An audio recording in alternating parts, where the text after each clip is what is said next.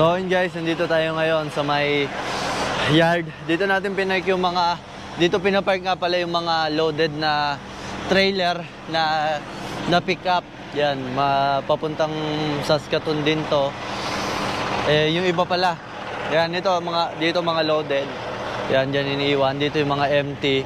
Dito naman yung mga i-deliver para bukas. Nililipat lang nung nag-hustling dun sa amin, nililipat siya dito.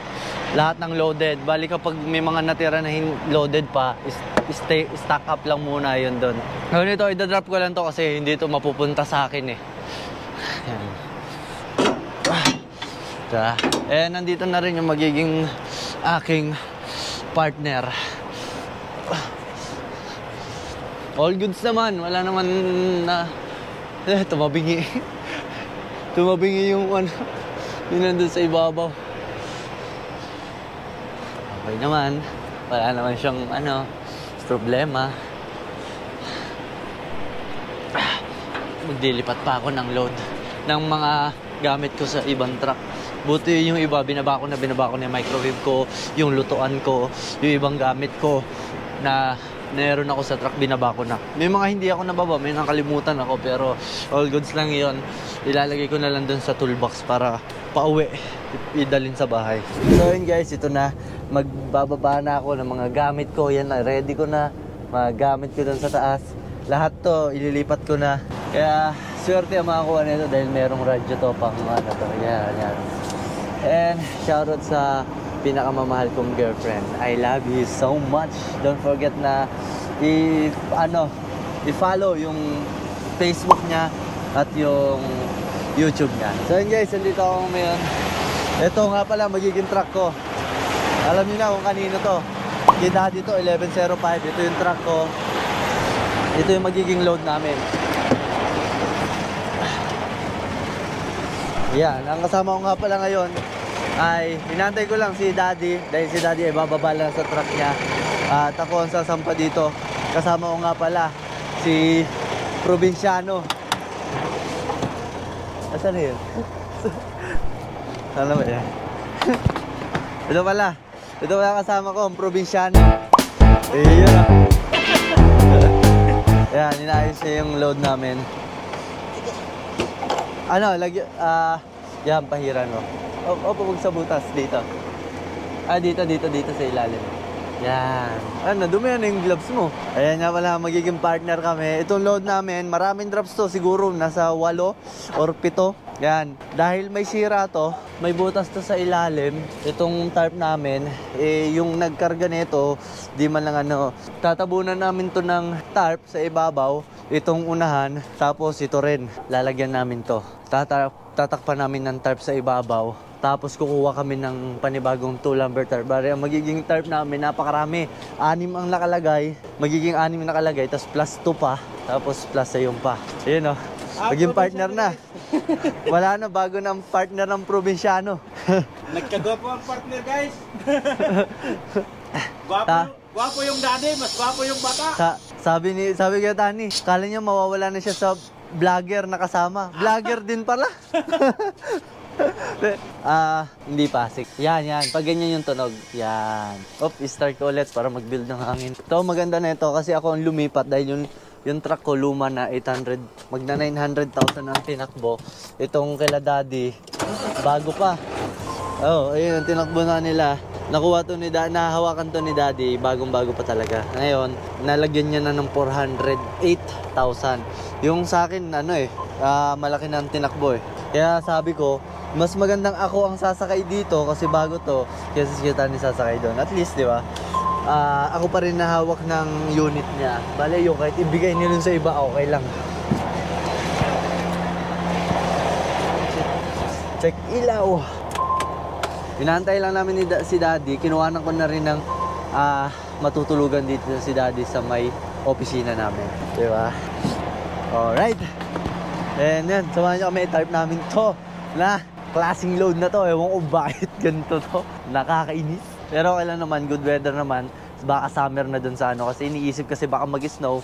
Hindi ma-snowan ng ilalim. At tayo magagawa, ganun talaga. Okay na? Okay. Tatarp na lang natin, babalutan natin. Okay na? Hindi, okay na yan. Ayun na, umangat na yan. Siguro magtimbang na lang tayo mamaya pag after natin itarp yan. Okay lahat na ilaw? Oo.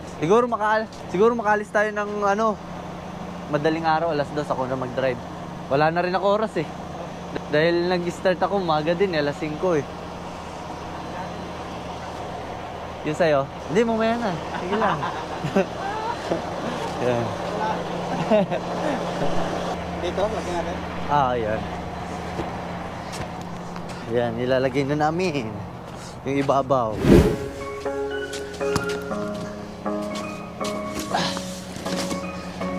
Sanay na sanay ka ng umakyat ah.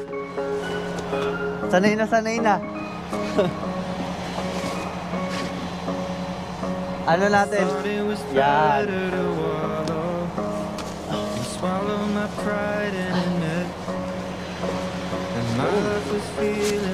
Doble ang tarp.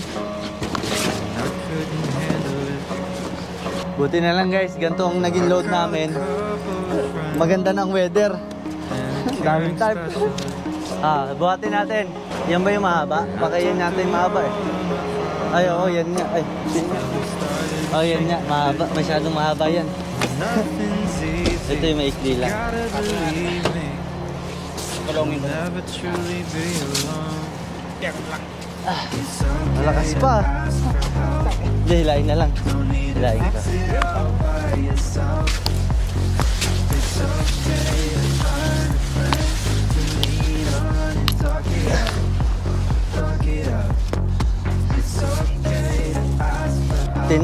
Tinarp pa.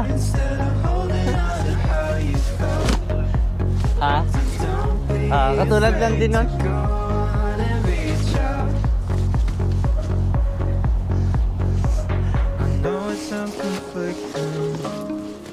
But being sad can be addicting. Even when it's awful, still easier than committing. The face you might be missing, and do the harder work of fixing.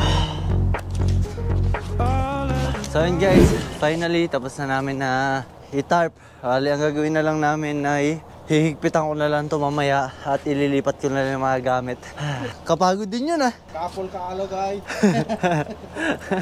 Ano yan? Nakakapagod? Secret. Patay, di tayo intindihan ng mga followers ko.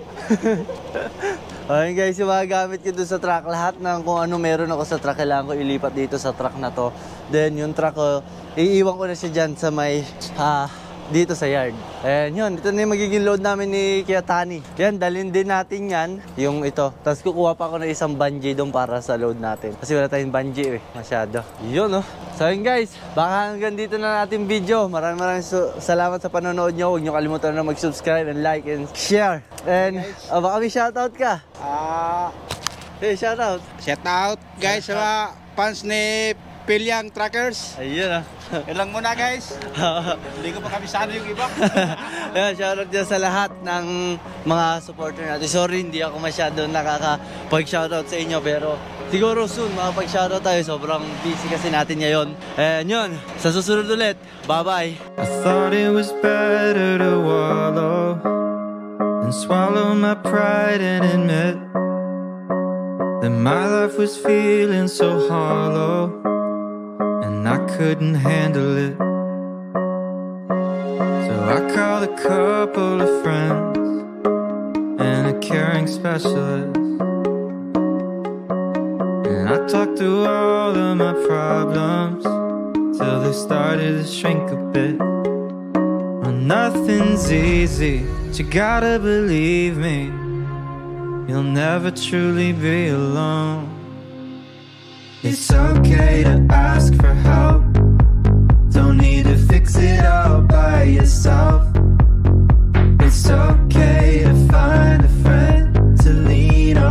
talk it out, talk it out. It's okay to ask for help instead of holding on to how you felt. So don't be afraid to go on and reach out. I know it sounds conflicting, but being sad can be addicting. Even when it's awful, still easier than committing. To face you might be missing and do the harder work of fixing all of the broken pieces out of place. Oh. Nothing's easy, but you gotta believe me, you'll never truly be alone. It's okay to ask for help, don't need to fix it all by yourself. It's okay to find a friend to lean on and talk it out, talk it out. It's okay to ask for help instead of holding on to how you felt. So don't be afraid to go on and reach out.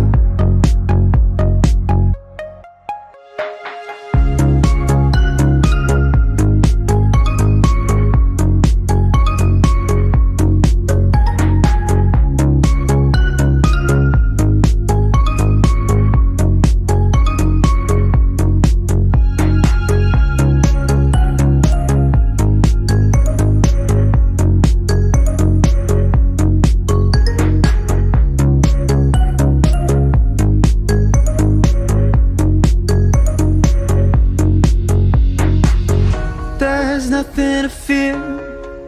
Oh, I know you'll find someone who hears you. Oh, I know you'll find someone who helps you through the day. It'll soon be clear when you find someone who hears you. Find someone who loves the things you say.